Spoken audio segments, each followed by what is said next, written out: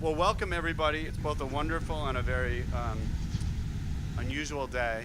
The holidays are always so interesting. Oh, by the way, I'm Doug Shoemaker with Mercy Housing. I'm in a very contemplative mood, so I skip past introductions. Um, but obviously, there's a lot of tragedy related to the death of Mayor Lee.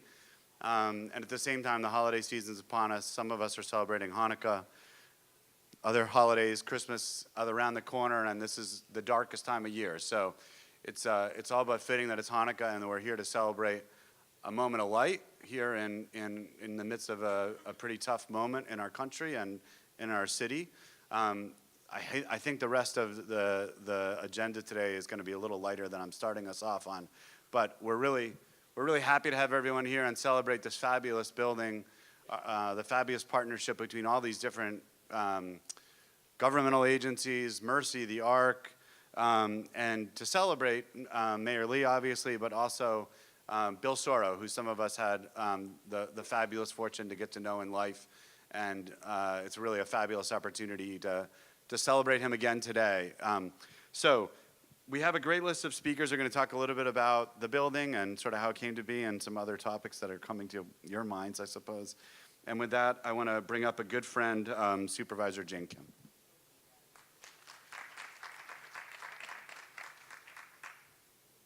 Thank you, Doug, for that introduction. And I think at this moment, it is incredibly appropriate for us to just dedicate a moment of silence in remembrance of our great mayor, for whom housing really was his legacy and what he will be remembered for.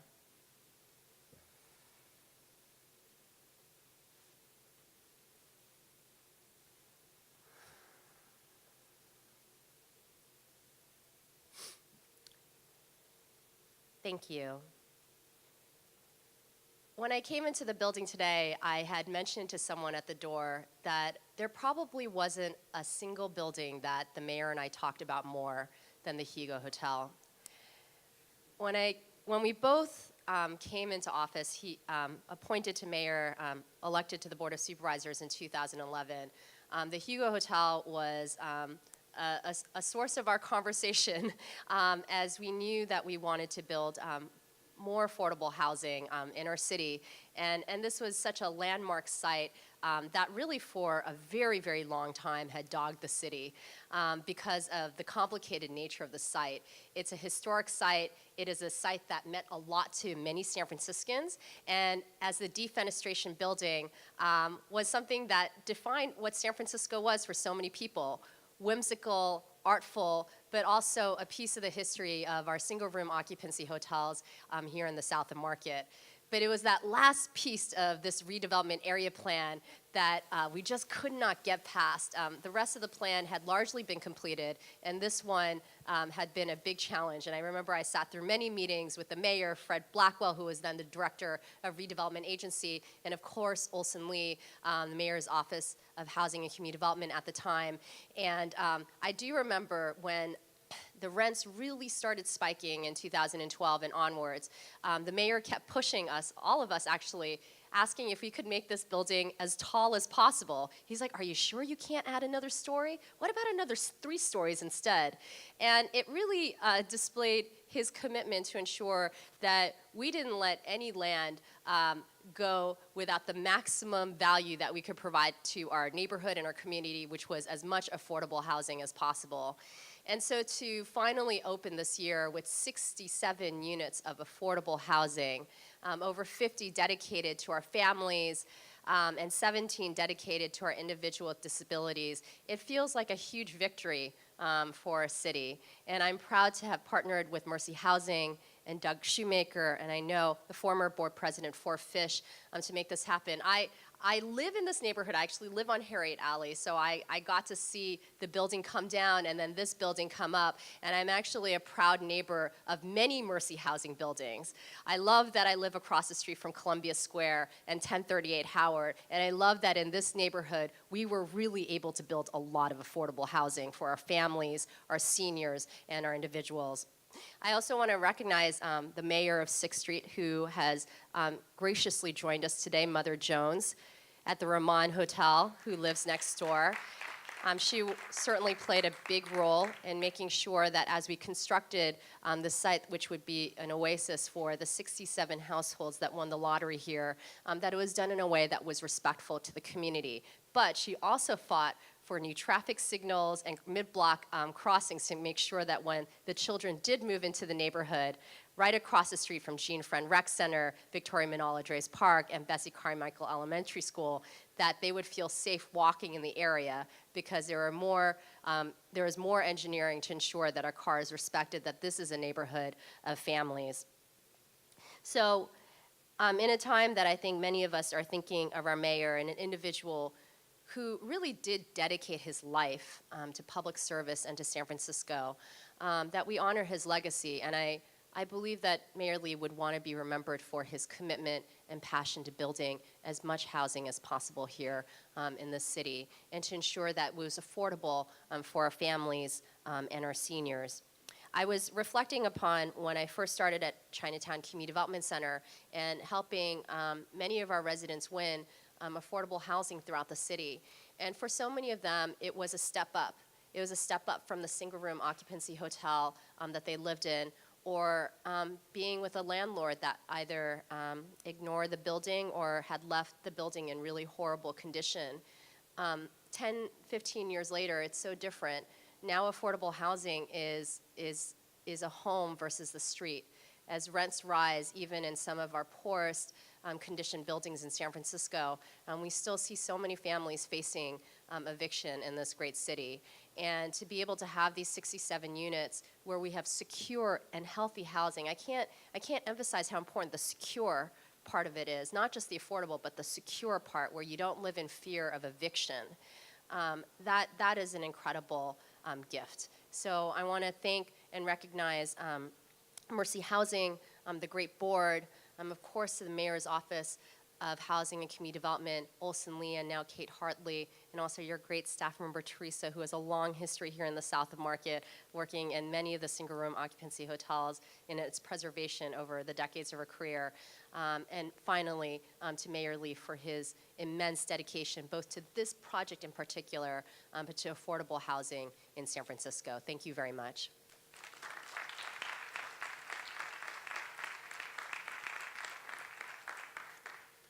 And we'd be remiss to just not acknowledge the supervisor's tremendous role in that. I mean, you've been a fantastic advocate for all of this, and we appreciate that support. Without further ado, I want to bring up Kate Hartley, who is the director of the Mayor's Office of Housing and Community Development, to talk a little bit about their role in this.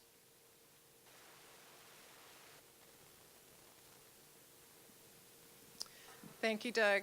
It's an honor to be here to celebrate this amazing housing, and I'm especially mindful of the importance of this celebration as family and friends and colleagues gather at City Hall today to pay their last respects to Mayor Lee. Mayor Lee loved this building.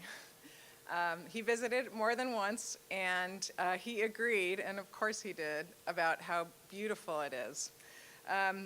He was an unwavering supporter of affordable housing, and he pushed my colleagues and me every single day to not just do our best, but to do better, to bring affordable housing like the Bill Sorro community to San Franciscans, as much of it as we can and as fast as we can.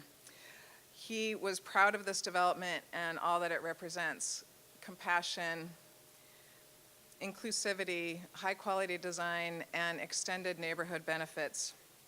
We are so proud of this. He was so proud of this development, and we are very gratified that we are 67 high-quality units closer to achieving the mayor's goal to build and preserve 30,000 units of housing by 2020. So I'd like to thank the people who got it done. Mercy Housing, you guys are the best. Doug and Sharon and Barbara Gualco and Jennifer, we are really so grateful to be your partners. Supervisor Kim, thank you for all your efforts on behalf of affordable housing developers and to getting this work through. Our staff, Teresa and Michael Palmer's here, and Kevin Kitchingham worked so hard. We had a great partnership with the Office of Community Investment and Infrastructure, and Jeff White is here. He really was here from the beginning and was an integral part in this development. Owen Kennerly, congratulations. This is an amazing building, and thank you to Robert Sobiashi. They were the contractor on my first affordable housing development 20 years ago, and they're still doing great work. And thank you to everyone. We are just really so proud to be a part of this effort.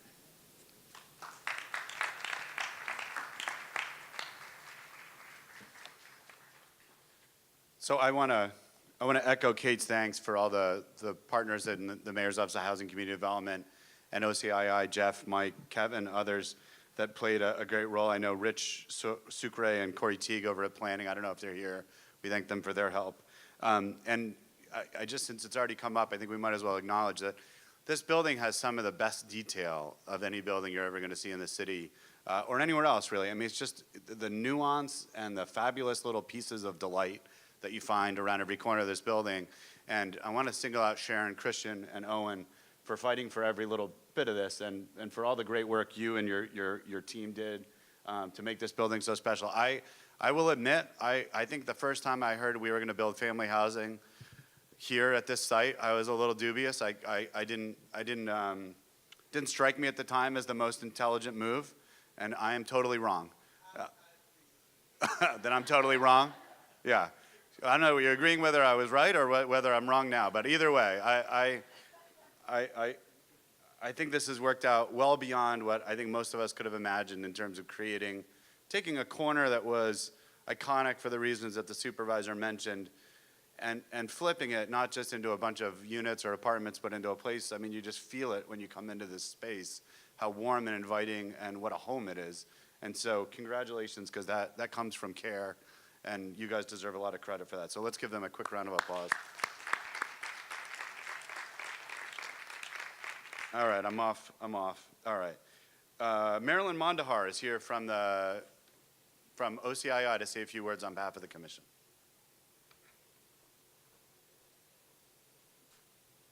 Marilee, I'm sorry. Thank you, Doug. And thank you for pronouncing it properly. Okay, the second time. You get everything right the second time. Yes, Yeah, okay. yes. Well, thank you for all the work that you've done for Leading Mercy and the building of this beautiful building. And to Supervisor Jane Kim, you have been a partner to OCII, to CCII ever since I got appointed to the commission by the mayor, and to me personally and my own organization, the Filipino Women's Network. So thank you to seeing you all the time at all of the new developments that open in District 6. I know that Mayor Lee would have been here, and in fact, when I found out that he may not be here, I was a little upset because he made a promise that he will be at every groundbreaking, he will be at every opening of the housing development. Not that we didn't want you, Kate, but he was like, what? He's not going to be there, but and I gave him a bad time, and I was told that he will try to make it, but as you know, he has set a goal of 30,000 units by 2020, and 10,000 of that is affordable housing. And I have to say that with OCII, led by Jeff White in our office, and now with Max being involved in OCII, that we're about 50% of the goal, and I'm very happy to do that. So we stand here today at what's once a prominent intersection in the South of Market redevelopment area on the former site of the Yugo Hotel, as you know. And I remember the early stages of this project dating back nearly 10 years when this structure had sat vacant for 20 years with the windows boarded up, and first identified by the redevelopment and recognized the opportunity to repurpose this plot of land to make it for much needed housing. As Supervisor Jane Kim said, it took a while to really get this going. Now it's almost the end of 2017, almost 6 years to the day since the decision to dissolve redevelopment came down. We have finished what was started, and I could not be more proud of the work of the Office of Community Investment and Infrastructure, and continues to do to make San Francisco one of the best places to live. This neighborhood holds a special place in my heart. I moved here 25 years ago. My first job was in the south of Market, and I have lived here for a long time. But I'm also very gratified that this building is named after Bill Sorro. I never got a chance to meet him, but he's an activist, a housing advocate, and made famous by the I-Hotel, that controversy. And just across the street from here, in 2 or 3 blocks, are 3 organizations that were part of the community benefit of the San Francisco redevelopment. Bindlesif Studios across the street, the first Filipino-American theater. There's Bayanihan Center. There's La Playas across the street. And 2 blocks away from here is the San Francisco Filipino Cultural Center, which finally got built. And so this is the center of Soma Pilipinas, the first Filipino town in San Francisco. And I want to commend my fellow commissioners. Obviously, without their support and help, this would not have happened.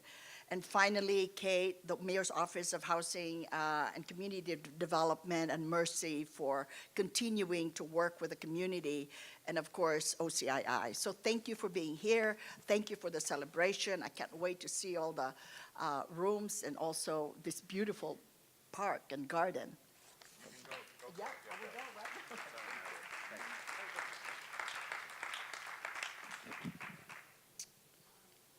Wow. All right. So I'm happy to bring up our next speaker, who is a longtime member of the San Francisco housing community. He's got a longer title than I ever saw before: Chief Technical Specialist Branch, U.S. Department of Housing and Urban Development. But I know him as Larry, and he has worked in lots of different capacities in San Francisco, and a fabulous friend to affordable housing, and really a big part of why we were able to make this partnership with the ARC work. So Larry Ferguson.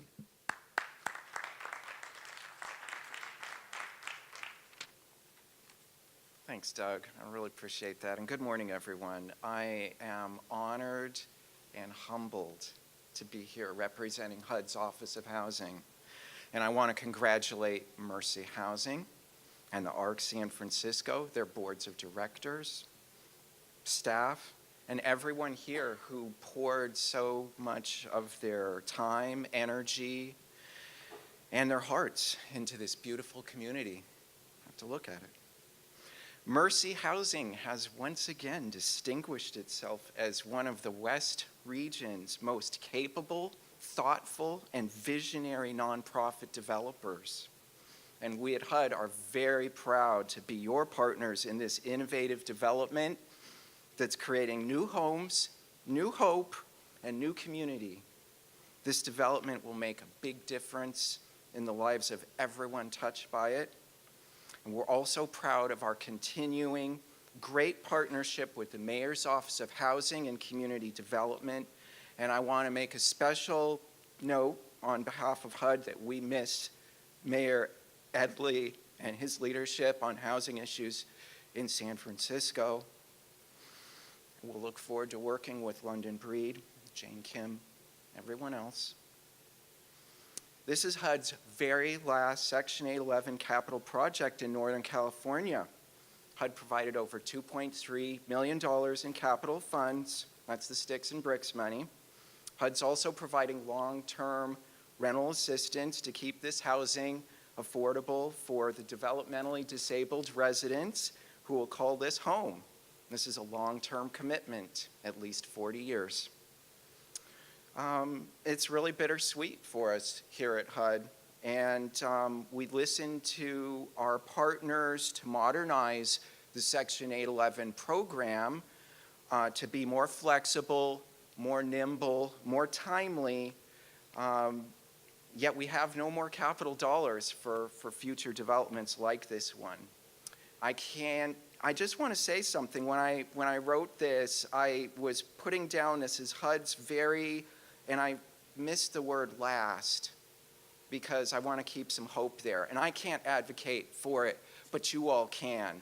And this is something I want to just say there's a boundary there, but you can't advocate for this kind of housing. And I want to thank you. I really want to focus on the positive here because this new community will allow residents with developmental disabilities to live independently with supportive services that they need, tailored to their own unique needs. It'll allow them to follow and achieve their dreams. Bill Sorro community is not merely housing. It's not merely sticks and bricks. And this is home. And this is community. And this is a special day for all of the residents of Bill Sorro community. And on behalf of HUD, I would like to welcome you to your new homes, your new community. To close, I'd like to thank the following HUD staff that were involved here: Alamdar Rostu, Jim Myers, Bill Rogina, Morella Lombardi, G. Lee, and Daryl Mutton. And thanks for your attention, and to all the new residents, welcome home.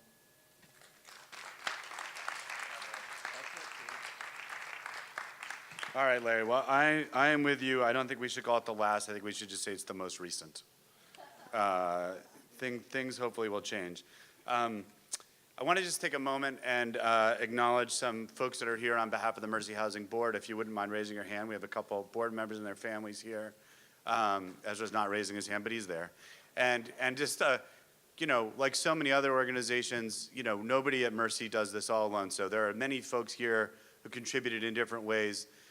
If the folks who work for Mercy Housing wouldn't mind just raising their hand for a moment. Gonzalo, you work for Mercy Housing. Raise that hand up there. Gonzalo Castro spends more time in the Mercy Housing office despite not being on our payroll. He might be the hardest working man in America, so if you don't know him, you should. So this is the second time in a month, really, that Mercy and the ARC and the Mayor's Office of Housing and Community Development and Larry and all of us have gotten together to celebrate the opening of a building that we've worked on together to serve a community of folks that really struggles to find housing in this town. And I think Mercy would never have known how to do this or even known how to step forward in this work without the fabulous partnership of the ARC. And I think I said at the last opening, our former board chair, Russ Pitto, and I went to an ARC breakfast and both left kind of bawling and a little bit less wealthy than we were, or with less money, I guess. Richer in soul and poorer in the wallet. And I know that there were other connections that were made long before that, but the relationship between the ARC and Mercy, I think, is just beginning, notwithstanding what Larry said, and I think we are going to do a lot more stuff together. And I want to welcome up the interim chief executive officer of the ARC, and that's Connie Tavis.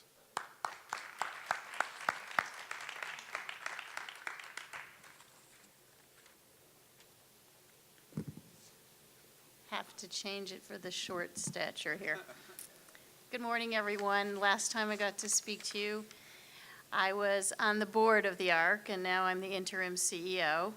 Our former CEO, unfortunately, was affected by the fires and decided to start anew with a new job in Southern California.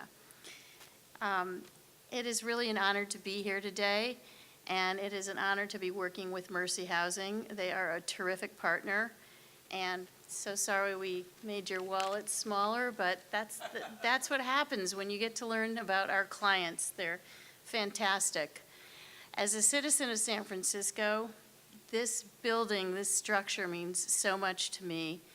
It represents what we all live here for: diversity, different economic platforms, different cultural advantages.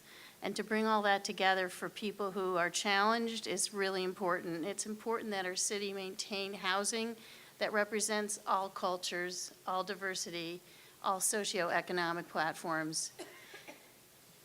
To have something like this in this neighborhood is a world of difference to our clients. And to be able to serve our clients with the help of Mercy is spectacular.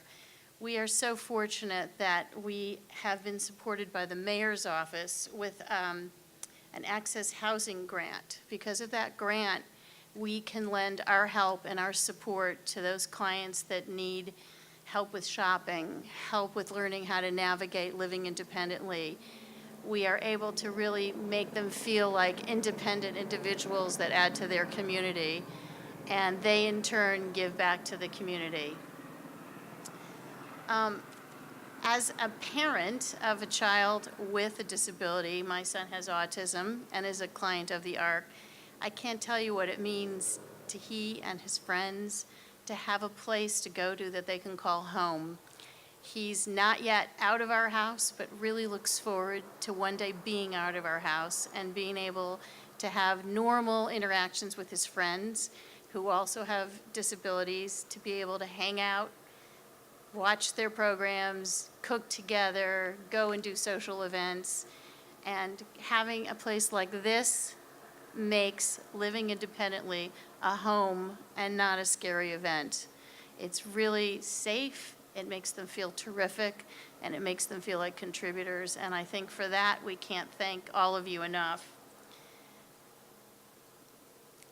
I think that the city of San Francisco is really lucky to have such acceptance and empathy of people with developmental disabilities and to have them viewed as part of their community.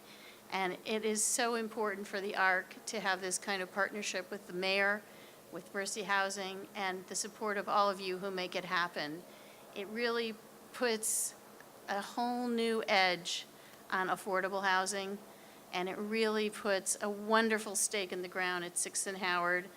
I wish I would have been able to meet Bill Sorro, but he is a champion in my heart, and I can't thank all of you enough for allowing this to happen.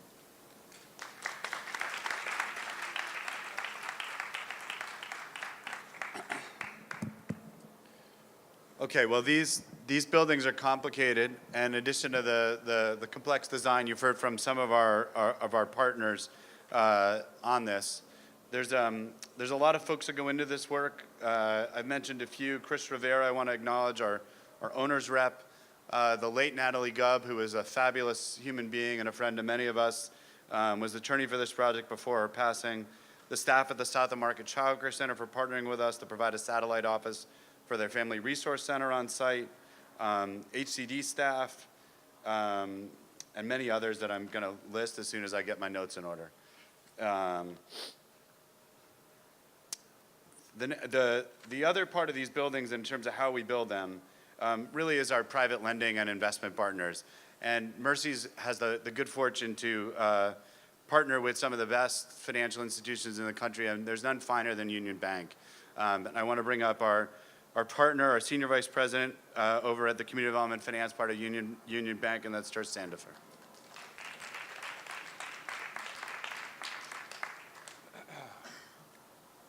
Thank you, Doug. I really appreciate it. I appreciate Mercy bringing all of us here together today and sharing the podium with us for this brief moment. Union Bank's role here was in providing over $40 million in financing, really taking two forms. We wore a couple of hats on this deal. First, as the construction lender, and then also as the tax credit equity investor. And what we like about wearing both those hats is we not only get to play a role in the sort of the beginning transformation of what now surrounds us, but we also get to remain part of this community for the next 15 years, hopefully in a very silent, non-controversial role with Mercy, who will be doing all the heavy lifting for the community. Union Bank's been in the affordable housing business for over 20 years throughout the state of California. We've provided billions of dollars of capital that's helped to build and preserve tens of thousands of households, units for them. So it's something that we take very seriously. It's work that we know is very impactful in the communities we serve. Having said that, and obviously as is represented in the agenda so far today, our contribution, I like to joke with folks, we show up with the money after all the hard work's been done. And obviously you've heard from the city, from the state, from HUD, from all the various community advocacy and stakeholders. Without them, communities like this just don't get built. And more importantly, and this is where Mercy plays such a critical role, if you don't have a developer with the vision and the tools to execute on this kind of endeavor, you don't have the effect, which is the preservation of the fabric of this community, and then looking forward many years in the future, how it can thrive. I will share, I'm a 15-year resident of San Francisco, and I was walking down the street a weekend or two ago with my son and our dog, and I looked over, and there was Doug Shoemaker walking down the street. And I had to walk over and not so much say, hey, Doug, appreciate your business from Mercy, but Mercy had recently preserved an at-risk community in our neighborhood, and I wanted to thank him for what they had brought into our community and what I know they'll continue to offer in the many years going forward. And so, the work Mercy does here, and we finance many other communities within the radius of blocks from here, is really invaluable. And so I look forward to coming back here many years in the future, as I know it will continue to thrive and grow. Thanks, Doug. Really appreciate it.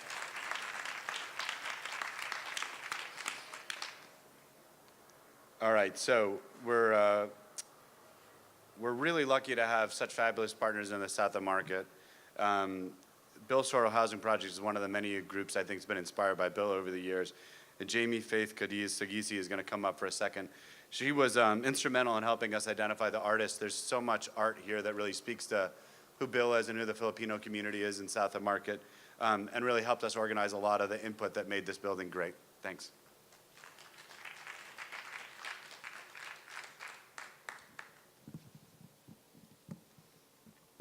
Magandang umaga sa inyo lahat. Naimbag abigat tayo amin. Good morning. I'm a member of the Bill Sorro Housing Program, which is also known as BISHOP. It's a program of the Veterans Equity Center, and I also work as a tenants attorney in the city. Thank you, Mercy Housing, for allowing me to be part of this wonderful event.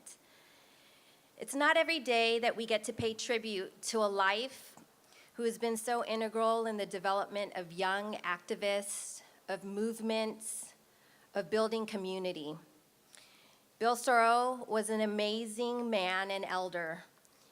His work around the I Hotel, labor, family, and mission housing will be remembered for years, decades, and beyond. A huge part of Bill is his genuine love. It's a peace he left with those he came across, and it's a peace I carry within. It makes an ordinary day like today that much more extraordinary when that special life of Uncle Bill is now and will forever be associated with family housing, and on 6th Street at that. Mercy Housing has developed this 100% affordable housing in the very heart of Soma. 67 different families, most of whom are low income, call this place home. Today marks a truly special day dedicated to a special man, centered around a special matter, home. Home is central to all of us, no matter our walk of life, our way of life, our skin, or our gender. Home is a sacred place. I stand here today as a proud Filipino woman on this land, which has been home to indigenous people, the Ohlone people, whom I honor for their culture, their fight, and the space where we firmly are planted. I also stand here paying tribute to this neighborhood, where another proud group of people have embraced this place as their home. Officially named Soma Pilipinas in October of last year, this neighborhood is here to honor the lives of many Filipino immigrants, newcomers, families who braved the waters of the Pacific and landed here in this special part of the city, forming communities to survive, forging new dreams, and formalizing a foundation for generations of newcomers, Filipino families, working class, and all those who have been historically marginalized to share in this unique home. Bill Sorro Community Housing embodies the values of our neighborhood. Each of the poems that were carefully chosen, much efforts to preserve the original writings, these art pieces, the murals, all reflect the community and family efforts, along with the patience of Owen and Sharon Christensen, to fill this building with Uncle Bill's words, his thoughts, and values. Our program currently serves over 1,400 tenants a year, majority of which are low income. Of all the services we provide, majority of the services are for helping those seeking affordable housing. All of those and majority of those people are from the South of Market. So today, as we sit here and we ingest all that is Bill Sorro Community Housing.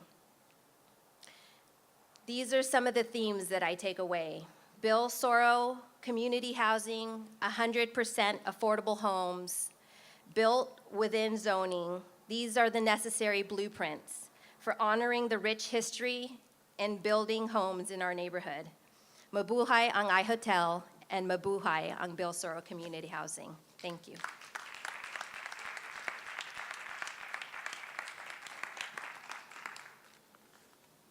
Thanks very much. I forgot to do this earlier, but I'm now remembering that I had this great proclamation here from our state senator, Scott Wiener. It says, on behalf of the California State Senate, I hereby award the certificate of recognition in honor of your contributions to South of Market residents. Your vital role in the opening of the Bill Sorro Community Housing Project will help our developmentally disabled population and provide them with the wraparound services they need to succeed. Thank you for your commitment and dedication to providing housing support and community. And so I take that to be all of us. So thanks, Senator Wiener. Thank you. So before we hear from a resident about the experience of living here, I just want to take a minute because I'm going to do this. A few of us, I think, as I said earlier, we're really lucky and met Bill at various times of our life. I look at Sharon and Teresa and Gonzalo, and I'm sure many others in this room that had the chance to know Bill. You know, ordinarily I wear like a little blazer and a shirt or whatever, something reasonable, and I thought Bill would really not like that. So I did what I could to kind of channel him. I scuffed my shoes. What's that, Teresa? Right. Bill would have been here in a Hawaiian shirt, and he did not like suits. He didn't like people who wore them. He didn't like leaders very much. You know, Bill was one of these guys who was a leader but impossible to lead. And in many ways, I was thinking about this as I was walking to work. He was like this incredibly straightforward guy. I mean, just the way he dressed and the way he spoke was really plain spoken, but he was not all straightforward because Bill had all these super interesting elements to him. And you know, I think it's been mentioned earlier, Bill, I think, is most well known to many people for he and Huli's role in the iHotel, along with the rest of that Manilatown struggle. And it's hard to imagine anything more central to the development of the affordable housing movement in San Francisco than that struggle. And so I think we have Bill and Huli and the others to thank for that. But Bill, I mean, you know, I got to know Bill when Bill came to work at Mission Housing after he'd worked at Toddco and worked at other places. And so Bill, we had a little lunch table in the back, and it was kind of like sitting under the banyan tree. You know, Bill would be back there, and he would dispense little pearls of wisdom or things that weren't totally unimportant. But he was just a fantastic guy to be around. He made you feel really great on a daily basis. And you felt with Bill that you were part of something much, much bigger. And, you know, Bill always called it the movement. And the movement could include just anything. I mean, anything that was for justice was the movement for Bill. The Filipino community, but the broader affordable housing movement, just anything that, he was a warrior for justice. That's who Bill Sorro was. And you did not want to get in his way when he was in that mode. He did not really spend a lot of time trying to worry about the intricacies of public policy. He was not one of these guys that take a line from Hamilton. He didn't really want to be in the room, but he made the room happen because Bill would bang on the door until that room opened up and made sure it worked. Some of the things about Bill that I just, you know, again, sitting back there at that lunch table or walking around with him, you know, you'd be sitting back there and suddenly he would drop this little thing and you'd be like, what? You did what? He had gone, I'm going to get this wrong probably, but when he was in his 20s, he went over to the Soviet Union and studied, I believe, ballet and dance. He was, and you just kind of looked at him and you were like, well, you did when? What? You know, but he was this really interesting human being. He was on the first Venceremos Brigade to Cuba to cut sugarcane. And then that work has continued. And when I was at Mission Housing, that legacy was there, and there were continual volunteers going down to work on that. As was mentioned earlier, he was an iron worker, but he wasn't just any old iron worker. He was one of the first people of color to integrate the Iron Workers Union. And I remember him telling us stories about being on the Golden Gate Bridge with the first women and the first people of color on that bridge as angry other workers threw hot rivets down at them to try and drive them off the bridge. And, you know, I was waiting for Bill to tell us a story like, so I went up and threw him off the bridge. But Bill, he just said, I said, what'd you do? And he said, well, I got off the bridge. I mean, I you know, I didn't do all this work to get killed on a bridge. And, but he did other work. He was here working on 6th Street and in the SROs, and he did a lot of work. And the thing about Bill was he wasn't like one of these guys. He wasn't working with Terse or me on the finance or the legal stuff. He was just talking to people. And that was Bill's most amazing quality, is his ability to connect was unrivaled. And so many people, I mean, there was a private ceremony here for Bill's family, and just the sense of just connection and how intense it was with Bill, even though he was in himself kind of this weird combination of laid back and intense at the same time. But he then went on to work in the Mission District, working on the SRO Collaborative there. And I think the stories go on. I think if you have a minute and you can ask somebody here who knew Bill, I think each of us probably has 20 stories about a fabulous man and an incredible family. If you don't know the Sorro family, they're part of what has made San Francisco great. But I just want to end with one thing that I was thinking about the other day, and I mentioned it in brief passing, but I didn't recognize the context.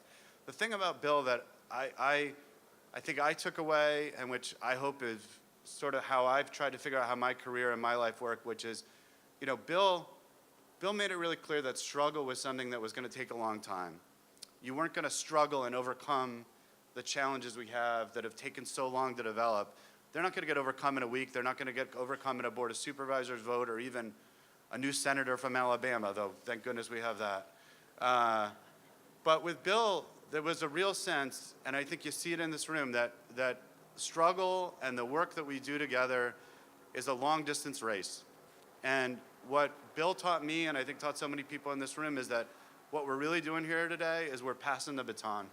And so we are working to do what we can today, and all this great work here and the work that has been done in this room is just one small part of what we're doing, but we're really trying to demonstrate to our families and to our friends and our neighbors that this struggle is going to continue and that we aren't going to stop until it's a place where everyone has an affordable place to live and food in their belly and a good job and health insurance and all the other things that Bill believed in. So for me, I think what we're looking at here today is just, this is the passing of the baton, and all the younger people and all the other folks in the room that have been influenced by Bill hopefully influence other people, and we go on, and eventually the struggle will bring us to the place we want to be, really, which is that we have no need for affordable housing because everybody is beautifully housed. So I apologize for the long sermon, but he meant a tremendous amount to me and to a lot of other people in this room. So if you could just take 1 minute, and I know we're honoring Mary Lee, but I would like to take a second to just bow our heads and remember the great human being that was Bill Sorro.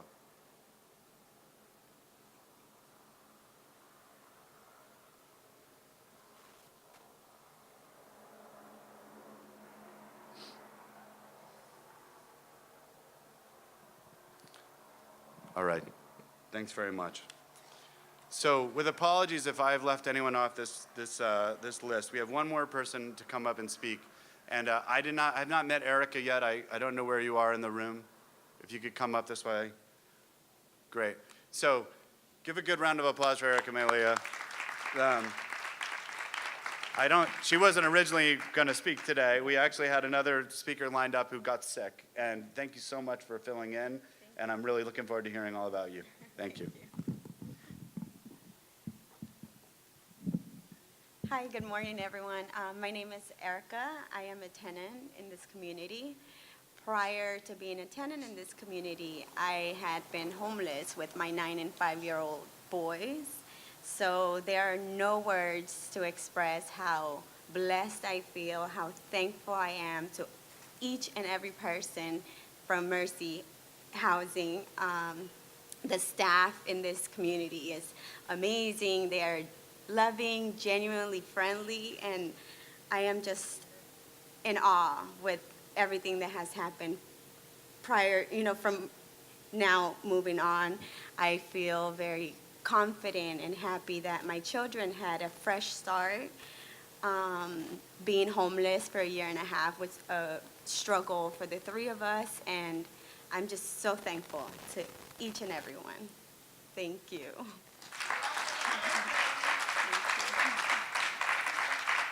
Thank you, guys.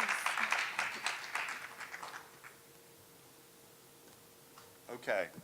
With that, I think our little service here is complete. It felt a little bit like a service to me. I don't know why. But There's going to be a ribbon cutting for folks that were in the speaking roster and the board members, if you wouldn't mind coming. Are we going out front, Rick? And there are tours, so I assume they meet over by the elevator. Great. And, oh, I see some nodding heads, which makes me realize I forgot one last thank you. Hold on, just give me 1 second. The folks from our fabulous management company and our services staff, I just want to call them out by name, and I'm going to blow this one because I don't know how to pronounce it. Rena Rodriguez, Barbara Crane, Maureen McElhaney, Clenzel Bryant, Tim Kohler, Nemily Riccardi, and Shashi Jeevan. They're around the room. Feel free to introduce themselves to you. They can tell you more of the hidden secrets of Bill Sorro community. Thanks very much.